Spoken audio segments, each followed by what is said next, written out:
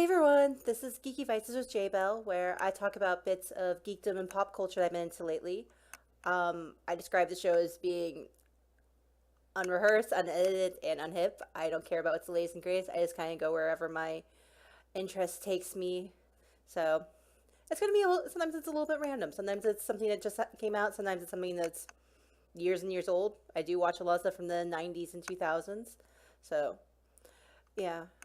Also, to forewarn people, I do tend to be a bit spoiler light. I try not giving away anything heavy duty, but if you want to go in with completely clear mind to my topic of the week, just go ahead and stop the video and enjoy it after you enjoy that content. So, anyways, this week I am going to talk about the Irregular at Magic High. So, this is an anime that came out several years ago. I don't know the exact year because honestly, I don't do my research for these videos. This is just me off the top of my head saying what my reactions are and thoughts are. But this is something I've lost count of how many times I've watched this. This is probably like my sixth or seventh time probably watching it. It's weird. It's one of those ones I just enjoy rewatching, and it's not because there's certain animes where I'm like, oh my god, this is so good, I gotta rewatch it. Like that's how I feel about something like Full Metal Alchemist, for instance, or Soul Eater or something. Like those are ones where I'm like, oh my god, I love this, I've got to rewatch this. But this one, there's definitely flaws in it, but I find the world building and I find it interesting and unique enough to really get me hooked. So the premise of the show is that it's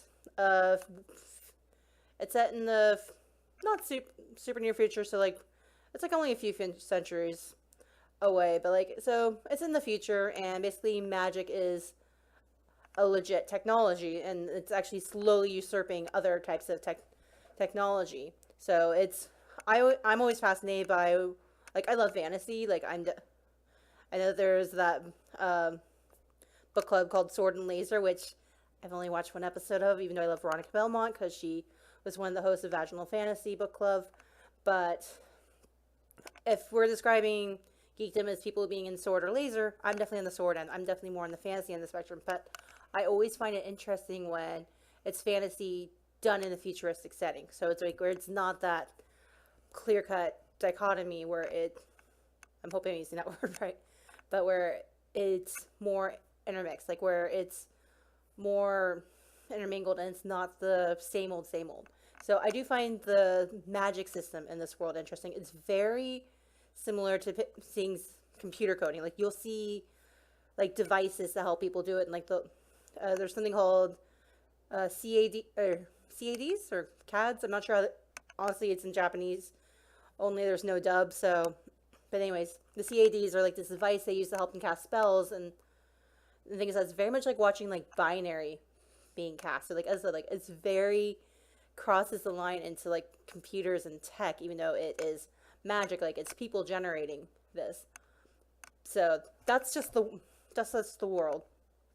Anyways, I did read like a while ago about on Wikipedia like that the show I think was like an online show originally, or a manga or something originally. But anyways, the idea behind it was that someone thought it'd be interesting, someone being really really good at magic, but the systems for evaluating someone's skills weren't able to capture his capabilities. So basically, it's like someone who is a prodigy, but like but their abilities don't really meet up with the equipment, so so the tests show them as being very poor, even though they are actually really good at it. So he's basically able to use the main character, Tatsuya Shiba. He has some ridiculous level abilities, and his sister also has ridiculous levels, but hers are the ones that are more easily defined. So basically, they both start off at first Magic High, because there's 9 government magic schools, and basically it's a big deal even getting into one, but basically everyone's broken into either Course 1 or Course 2 students. So basically, you're either an honor student, or I can't remember you're basically like you're not necessarily the rejects, but you're the, I don't remember what the right words, but you're basically like the rudimentaries. So basically, it's very much like you're already graded, you're already sorted out, and like it kind of sticks with you. So, and it's all based off of like your entrance exams. Like it's never based off of anything else. Like it's not based off of academic scores or anything else. It's just based off of the scores from this testing for pure magic ability. And so he barely gets in, even though he got the highest score on the written exam by far, versus she got the highest score in the freshman class. So she's a course one student, which the nicknames for them are blooms, and he's a course student, which is weeds. And even though that term is completely taboo on campus, like everything's like the school keeps on being like, yeah, you're not allowed to use. It's like everyone still uses those terms, and basically the blooms look down the weeds, and the weeds resent the blooms, and the weeds hate themselves, and yeah, it's all this stuff. But anyways,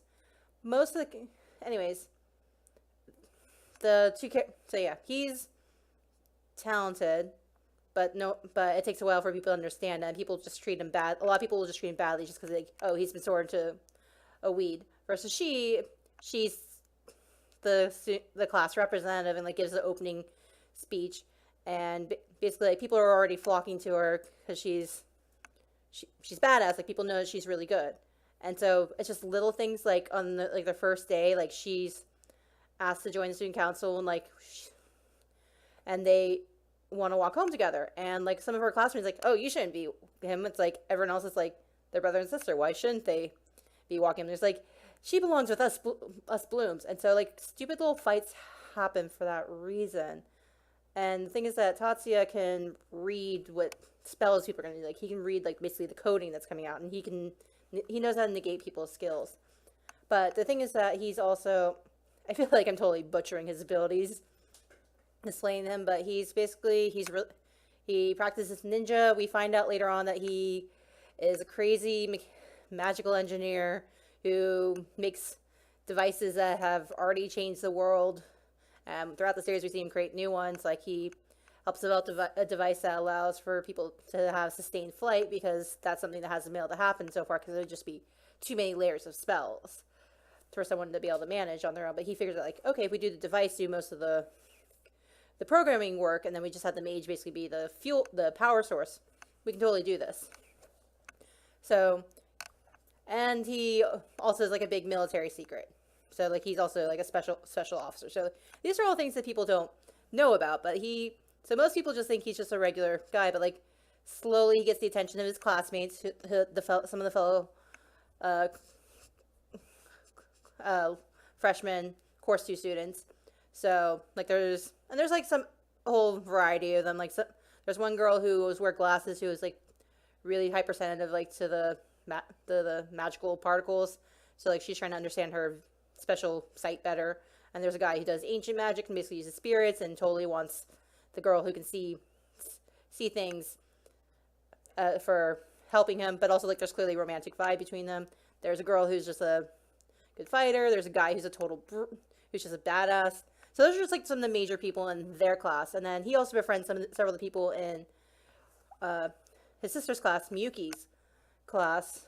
And also like the student council members, like the president and the head of the I can't remember. It's basically like the, not corrections officer, but like, like basically the behavioral, basically school hall monitors type things, but more enabled to actually use physical force to stop people from breaking the rules. It's usually mostly magic related. Like if people are abusing their magic, like but basically like there's all these people who like befriend him and start appreciating him. He slowly keeps on getting recruited into things he doesn't want to do, because like, hey, we notice you have talent. Let's have you do this. So like someone notices that he stops the fight that was about to happen, and so he gets recruited to that school club, even though he's a course 2 student, or not the club, but like that part of the student council branch. And so yeah, so anyways, those are just like some of the general things. I know I'm totally butchering it.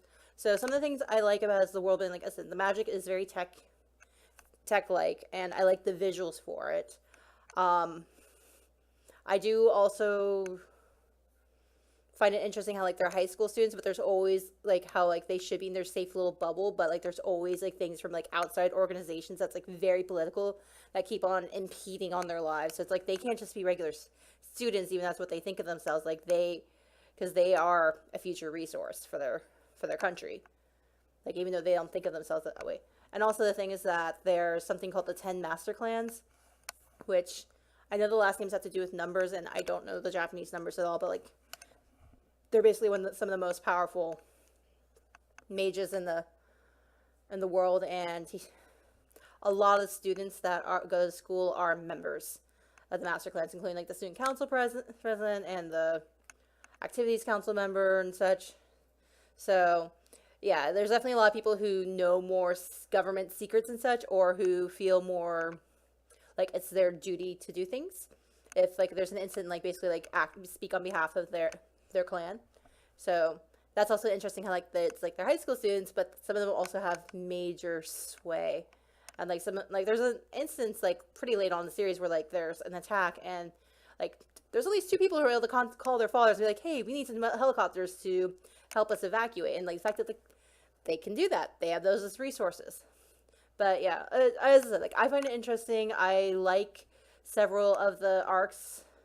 I like how how the character is creative, and like also he's very much a magical engineer, which most people don't really think about. And like they kind of show like, hey, someone who's really good at that can make everyone else better. I will say that there's several major arcs. Like there's basically like the beginning of school. There's the 9 schools competition, which is my favorite and the longest arc, where basically it's like these magical sports competitions.